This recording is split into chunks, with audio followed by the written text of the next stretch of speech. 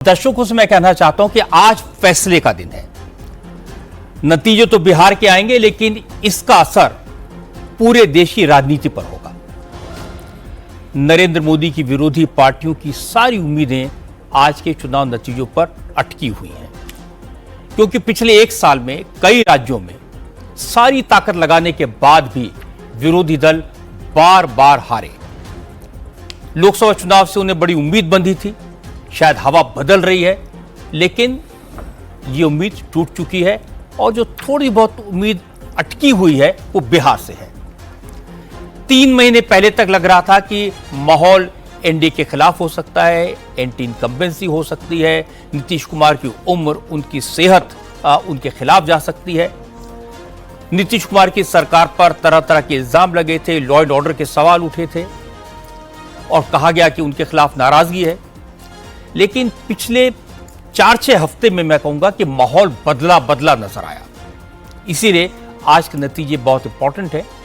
अगर एनडीए की जीत होती है तो ये नरेंद्र मोदी की रणनीति और नीतीश कुमार के चेहरे की जीत होगी। नीतीश लगातार 5 बार चुनाव जीतने का रिकॉर्ड बनाएंगे। जो लोग नीतीश कुमार को हारा हुआ, थका हुआ, टायर्ड, अचेत बता रहे थे, नीतीश कुमार के रिटायरमेंट की भविष्यवाणी कर रहे थे, उन्हें नीतीश कुमार की सियासी ताकत का अंदाजा हो जाएगा। आज के नतीजे रामविलास पासवान की विरासत पर चिराग पासवान के दावे का फैसला भी करेंगे। पिछले चुनाव में चिराग दूसरी तरफ थे, इस बार इस तरफ हैं।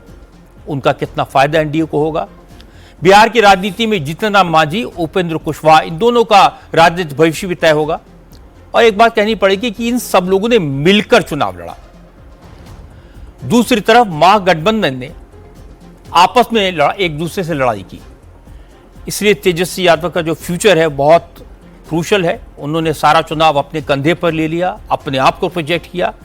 अगर आरजेडी की जीत होती है तो ये तेजस्वी की जीत मानी जाएगी और इसके बाद तेजस्वी महागठबंधन के निर्विवाद नेता के तौर पर स्थापित हो जाएंगे। तेजस्वी का कद राहुल गांधी, अखिलेश यादव, उद्धव ठाकरे जैसे एंटी मोदी मोर्चे के तमाम नेताओं से बड़ा हो जाएगा। लेकिन अगर महागठबंधन हारता है तो सबसे खराब बात होगी कि लालू यादव का सपना चकनाचूर हो जाएगा। वो तेजस्वी को मुख्यमंत्री बनाने का ख्वाब कई साल से देख रहे हैं। उन्होंने पूरी ताकत लगाई, कोशिश की, लेकिन नीतीश कुमार के मुकाबले वो उतने अक्षम है, उनकी हेल्थ उनका साथ नहीं देती है। इस कैंपेन में वो दूर रहे। मुकेश सहनी एक बड़े फैक्टर हैं, उनका पॉलिटिकल करियर दांव पर लग जाएगा। बिहार चुनाव के नतीजों का असर इंडिया अलायंस पर होगा। अगर महागठबंधन जीतता है तो एंटी मोदी मोर्चे में नई उम्मीद जगेगी। हारता है तो महागठबंधन का वही हाल होगा जो महाराष्ट्र में महाविकास अघाड़ी का हो रहा है। सब आपस में लड़ेंगे, अलग अलग हो जाएंगे, एक दूसरे को ब्लेम करेंगे। बिहार चुनाव के नतीजे और पक्ष में नहीं आते तो कांग्रेस के भीतर राहुल गांधी के नेतृत्व पर एक बार फिर सवाल उठेंगे। हालांकि उन्होंने एक बहुत बड़ा एक्सक्यूज ढूंढा हुआ है। हर चुनाव के बारे में वो कह देते कि वोट चोरी करके मोदी जीते हैं। अपनी पार्टी वालों को समझाने के लिए उन्होंने एक रास्ता निकाल लिया है। इसीलिए मैंने कहा कि बिहार के नतीजे देश की राजनीति पर भी असर डालेंगे। हालांकि काउंटिंग से पहले महागठबंधन के कार्यकर्ताओं का मोरल डाउन है, क्योंकि ज्यादातर एग्जिट पोल एनडीए के पक्ष में आए हैं। सारे के सारे एग्जिट पोल बिहार में एनडीए की सरकार बनने का दावा कर रहे हैं। आपने देखा होगा पिछले 2 दिन से। लेकिन इंटरेस्टिंग बात यह है कि 1-2 सर्वे ऐसे हैं जिसमें भविष्यवाणी की गई कि आरजेडी सबसे बड़ी पार्टी बनकर उभरेगी। लेफ्ट फ्रंट भी उतनी सीटें पाने में कामयाब होगा जितनी उसे पिछली बार मिली थी। लेकिन सर्वे यह दावा कर रहे हैं कि महागठबंधन की लुटिया कांग्रेस की वजह से डूबेगी। कांग्रेस डबल डिजिट भी पार नहीं कर पाएगी।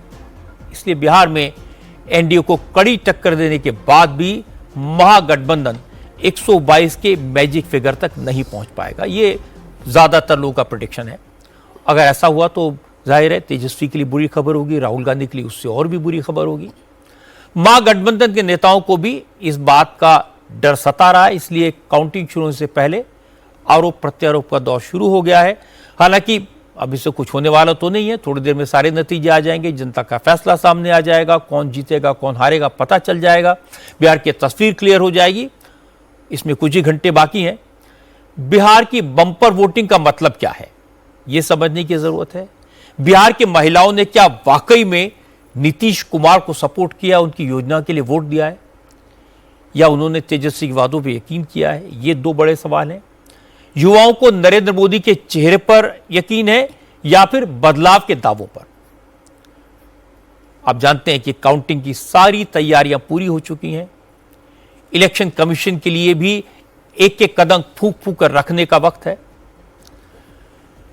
सारे नेता नहा धोकर पूजा पाठ करके जाहिर है सब टीवी के सामने बैठ गए हैं। 8 बजने का इंतजार है।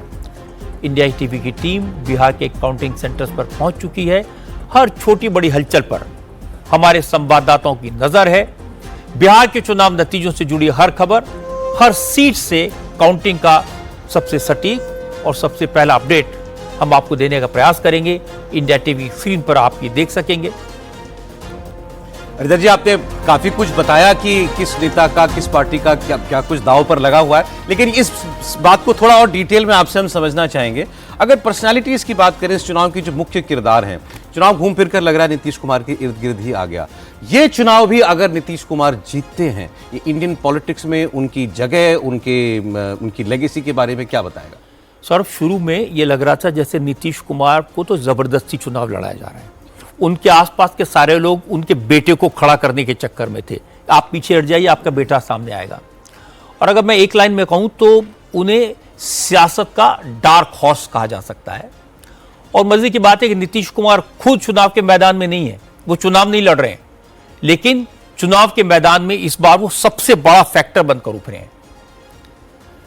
अगर इस बार जीते तो 10वीं बार मुख्यमंत्री बन सकते हैं, और यह कारनामा अब तक कोई और नेता नहीं कर सका, तो बहुत बड़ी बात है। उनके नेतृत्व में लगातार 5वीं बार जीत होगी।